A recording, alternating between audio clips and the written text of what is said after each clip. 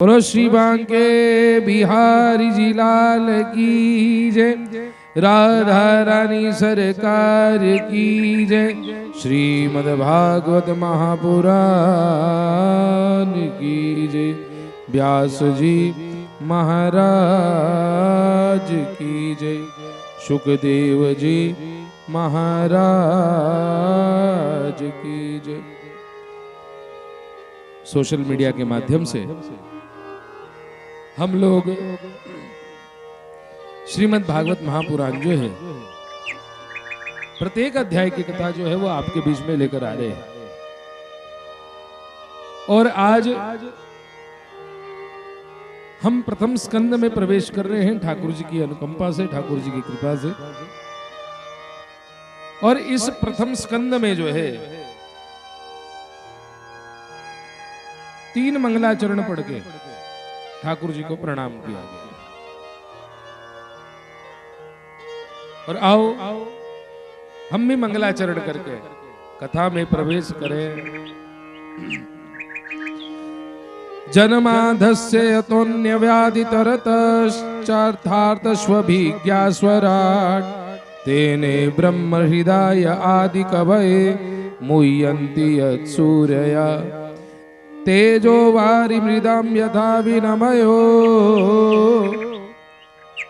यत्र त्रिसर्गो मृषा धाम्ना स्वेन सदा निरस्तकुहकं सत्यं परं धीमहि।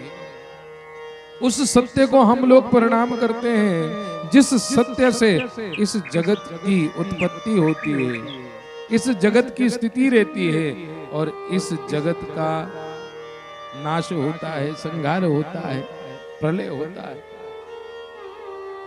वह सत्य सदरूप पदार्थों में विद्यमान है। ऐसे सत्य रूप सच्चिदानंद भगवान को हम लोग प्रणाम करते हैं। बोलो सच्चिदानंद भगवान की जय। दूसरे श्लोक में भगवान को प्रणाम किया गया। धर्मा प्रोजित कैतवोत्र परमो निर्मत्सराणां सताम् वेदं वास्तवमत्र वस्तु शिवदं तापत्रयोन्मूलनम् श्रीमद्भागवते महामुनिकृते किं वा परैरीश्वरा सद्योरद्यवरुध्यतेऽत्र कृतभिः शुश्रूषुभिस्तक्षणा। 3 प्रकार के जो ताप होते हैं, जिनके नाम का गुणगान करने से 3 प्रकार के ताप जो हैं वो दूर हो जाते हैं, ऐसे सच्चिदानंद भगवान को हम प्रणाम करते हैं। वो 3 प्रकार के ताप कौन से हैं? पहला आध्यात्मिकता। अब आध्यात्मिकता के भी 2 भेद हैं, ध्यान से सुनना सभी। एक शारीरिक और एक मानसिक। अरे भैया, शरीर में बुखार हो जाए, ताप हो जाए, खांसी हो जाए, किसी प्रकार का विकार आ जाए तो भगवान की कृपा से वो विकार जो है वो दूर हो जाता है। मानसिक ताप क्या है? काम आ गया, मद आ गया, लोभ आ गया, मोह आ गया, मत्सर आ गया, ये भी तो विकार है। अरे ये विकार भी परमात्मा की कृपा से दूर हो जाता है, तो ये आध्यात्मिक विकार है। और दूसरा जो विकार है वो होता है आदिदेविक। बाढ़ आ गई, भूकंप आ गया, त्रासदी आ गई, सूखा पड़ गया, ये भी भगवान की कृपा से जो है वो दूर होने वाला है। उसके बाद जो आता है वो आता है आदि भौतिक, जो दूसरों के द्वारा मिला हुआ ताप होता है, दुख होता है। जैसे किसी ने किसी को दुख पहुंचाया, किसी ने किसी का एक्सीडेंट कर दिया, खुद दुख नहीं आया किसी ने किसी को मार दिया, तो ये दूसरे द्वारा जो पहुंचाया गया जो दुख है वो आदि भौतिक है।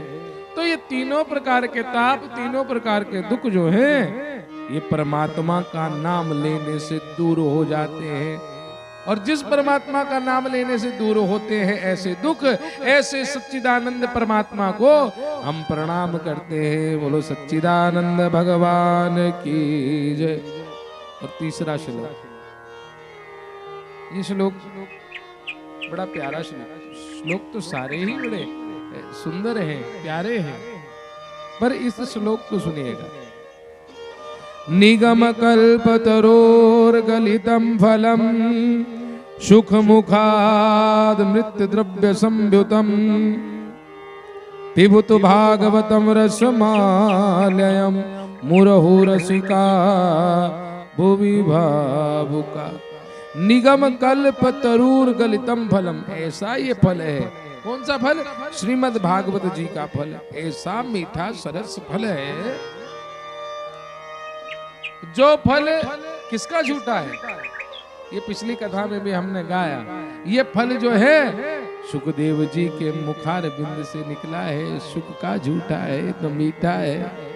और इस फल में ना गुठली है, इस फल में ना छिलका है, और इस फल में रस ही रस है। प्रश्न उठता है, इस रस को कितनी बार पीना चाहिए? भैया इस रस को बार बार पीना चाहिए। मुरहु रसिका मुहरुहु रसिका भुवि भावुका। जितनी बारी इस रस को, और रस को पिएंगे कहां से? रस को कर्ण इंद्रियों से पिएंगे। पिबतु भागवतम रसमालयम मुहरुहु रसिका भुवि भावुका। जो इस रस को पीता है, कौन से रस को? श्रीमद् भागवत जी के रस को। कैसा रस? जो सुखदेव जी के मुख से निकला है, यानी कि तोते के मुख से निकला है। महाराज, तोता जिस फल को चख लेता है वह फल जो है वह मीठा हो जाता है। या ये कहें कि तोता मीठे फल को ही चखता है। चाहे मीठा फल चखे या चखने से मीठा हो, पर फल मीठा है, इसमें गुठली नहीं है, छिलका नहीं है। या ये कहें कि इसकी जो गुठली है वो भी खाने योग्य है, जो इसका छिलका है वो भी खाने योग्य है। आहा, परम आनंद। तो इस प्रकार 3 श्लोकों से जो है वो मंगलाचरण किया गया और कथा में प्रवेश किया गया। नैमिषारण्य क्षेत्र में मैं पहले भी बता चुका हूं कि ऐसा क्षेत्र जहां पर शौनक आदि 88,000 ऋषि जो हैं मंगल कामना के लिए, भगवान को प्राप्त करने के लिए हजारों साल चलने वाले यज्ञों को कर रहे हैं। और उस यज्ञ में बड़े बड़े संतों का समागम होता है। वहां सूत जी भी आते हैं। सूत जी से सूत जी से जो है वो ऋषिगण जो है, शौनक आदि ऋषिगण जो है वो प्रणाम करते हैं और कहते हैं कि महाराज आप गुणों की खान हैं, आप निष्पाप हैं, आप धर्मशास्त्र के ज्ञाता हैं, आप सभी इतिहास पुराणों को भली भांति जानते हैं। इसी कारण से आप ठाकुर जी के पात्र भी हैं, कृपा पात्र हैं।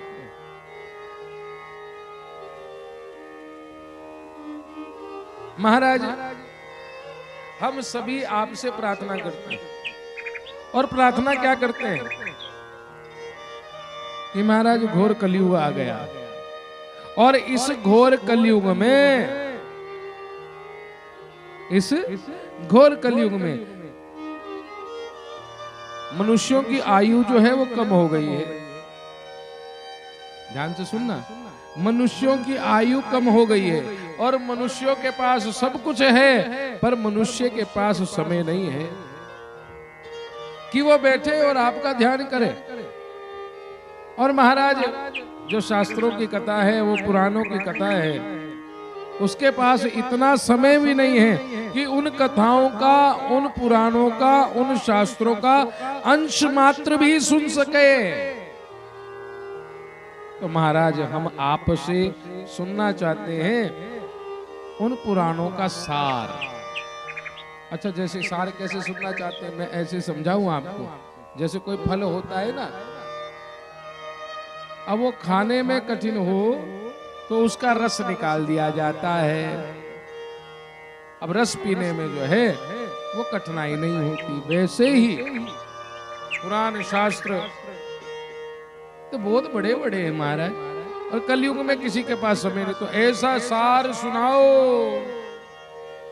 जिस सार में